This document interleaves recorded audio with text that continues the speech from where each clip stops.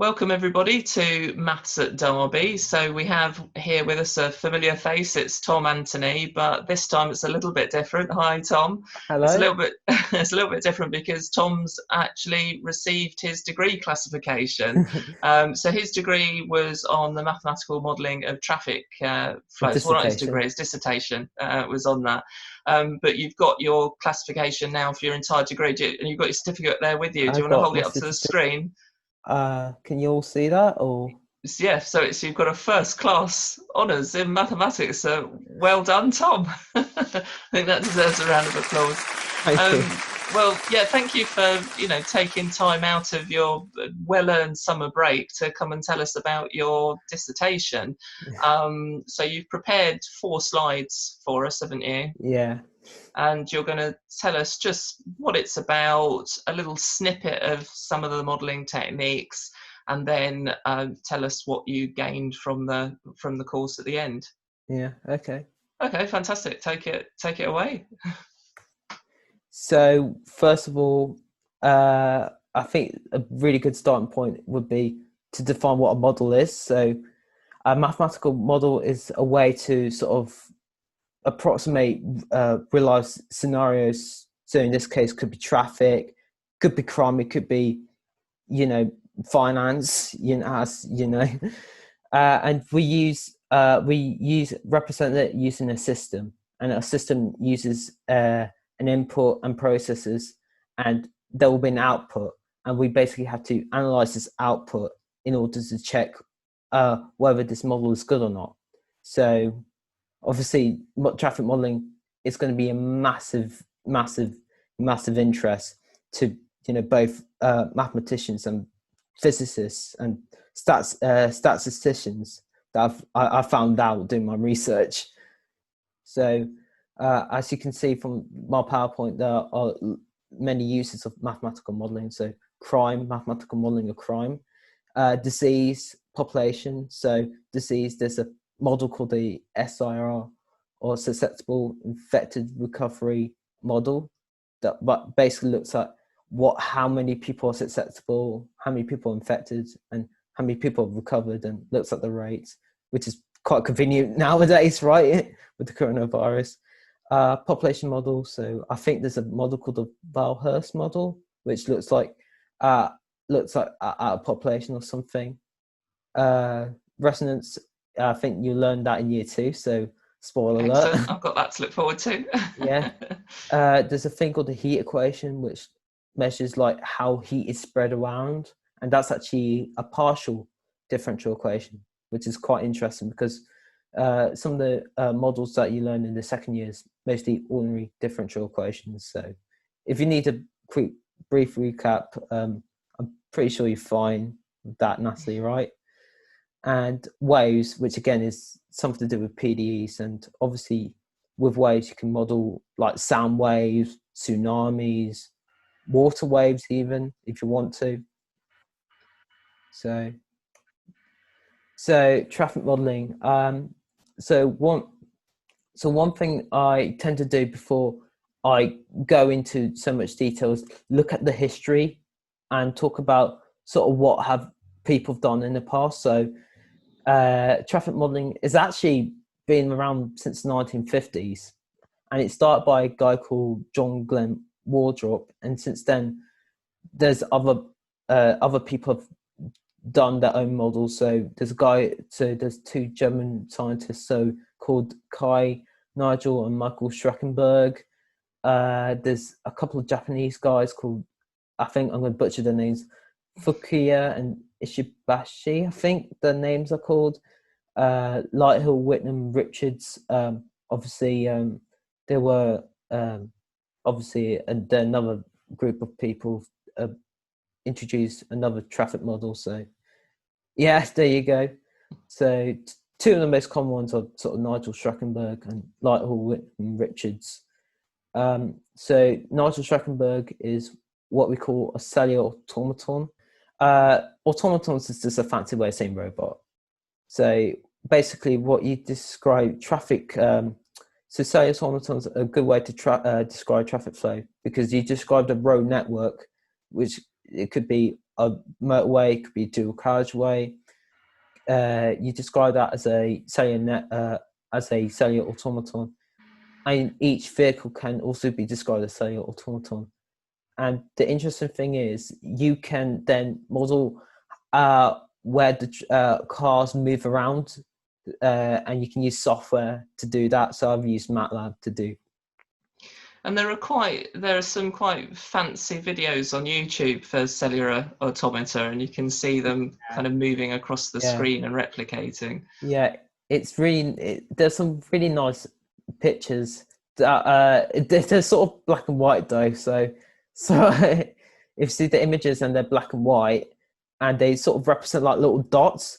But if you see like a full-on traffic congestion, they sort of represent like dots really close together. So they represent sort of like a thick, dark sort of line full of color, and the white sort of represents sort of like the space. And Lytle, Whitnam, Richards use partial differential equation. So if you're interested in what partial differential equation is, it's similar to an ordinary differential equation in the sense that you've basically got a function derivative, and you've got some function, and you've got some equation. And the thing is, you've got to find, if you solve it, you find a family of solutions for an ordinary differential equation. Now, PDEs are the same thing, but instead you get it's multivariable. So you have to think, I've got to think about time and space. So those are sort of the two key elements, really. So one key difference is also, one is Nigel Streckenberg is what we call stochastic, i.e. there's randomness built into it. So I've got some plots that I'll show you in a minute.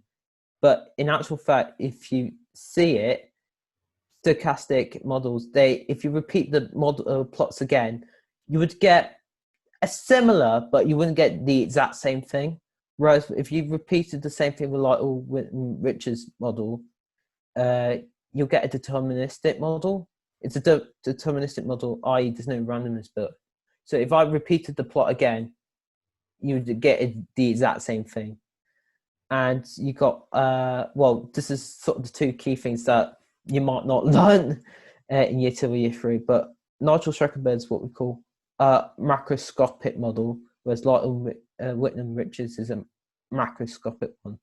And macroscopic models basically use sort of like certain variables, so traffic density, traffic jam number of vehicles, stuff like that. And it basically uses that to try and combine them into a model, whereas macroscopic models sort of describes sort of like people's behavior and sort of singular vehicle dynamics and stuff, if that makes sense, hopefully.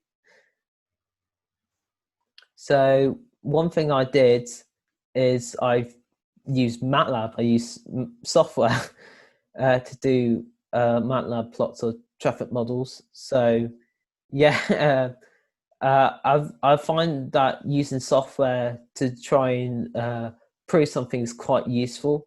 I know in the first year I kind of struggled with software. Actually, I think I got 41 which was just a pass. But since then I use software in all sorts of modules: mathematical modeling, linear algebra, methods, MDEs, OT, which is optimization techniques. So I know I'm getting I think I got really good marks in them. So the idea of learning some new skills is quite impressive. So yeah, anyway, these sort of MATLAB plots or traffic models. So I don't, the one on the left, you can see there's a whole bunch of lines going, especially going in the diagonal sort of route. And you can sort of see there's bands of really thick red dots, which represents the vehicles. The red dots represent vehicles. So obviously, the thicker the band is, the bigger, the more vehicles are sort of clamped together. Hence, it's more likely to show traffic jams. So the one on the right is quite interesting. So this is what happened when the loading capacity I did was 40%. And as you can see, there's not a lot of traffic because there's a lot more white space. You can clearly see more white space. This is quite good because the number of vehicles is reduced. You immediately got a really good, you got no traffic, which is what everybody wants, And right? is that what you mean by loading capacity? Yeah, loading capacities. When you talk about the number of vehicles over a road length. There we go. So my final sort of thing that I've done is I've learned that traffic modeling is pretty complex, right? You can't just look at a model and say, oh yeah, this is the best solution for this, or LWR is absolutely the number one model I'm going to use. Instead, what we tend to use is sort of what we call a mesoscopic model, which is sort of like an in-between a macroscopic and a microscopic and a macroscopic model. So that it implements elements of both models. So it's probably going to be the most accurate. But again, it's going to be very difficult to actually work out what the traffic flow is going to be like. On sort of like a personal note, I've been learning how to sort of Matlab stuff. So obviously, I would not say I'm the best coder, but I've certainly improved, certainly since my first year. My LaTeX writing skills massively improved. I actually, we do, so there's a module called POPs. So I did POPs. There's a second element, which is writing stuff in LaTeX. I kind of failed that bit. I had to redo it and I just got a pass. Then second and third year, I thought, oh, you know what? Let me just learn LaTeX now rather than doing everything in Word, because you could have done Word, but I was like, no, I have to learn LaTeX. And, I've been getting good marks. I've got a couple of firsts in a couple of the modules, in a couple of the courseworks, actually.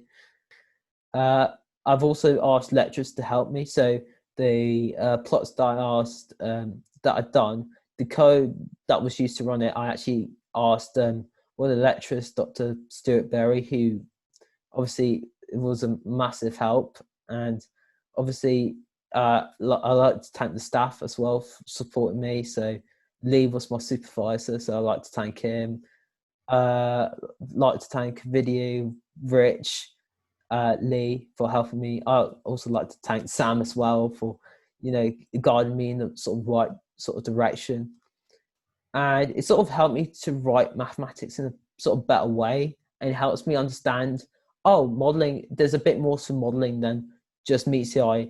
There's a bit more than you just learn in the classroom, but you have to go and put the effort in and you'll find out something.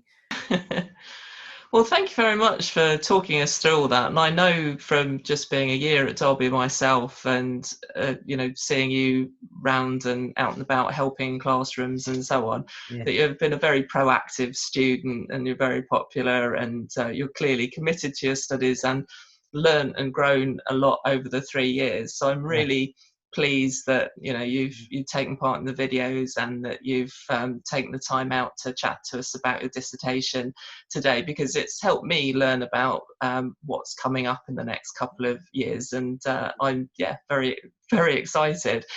So thank you very much, and well done on your first class honours in mathematics. So you're no doubt very proud of that, and as you should be.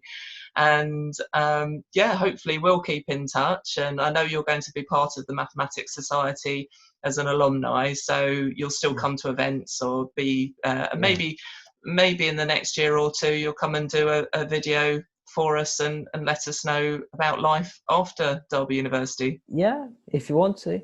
That would be fantastic. Yeah, we'd love to have you back. So thank you very much, and thank you, Tom, and thank you from Maths at Derby. Okay, bye.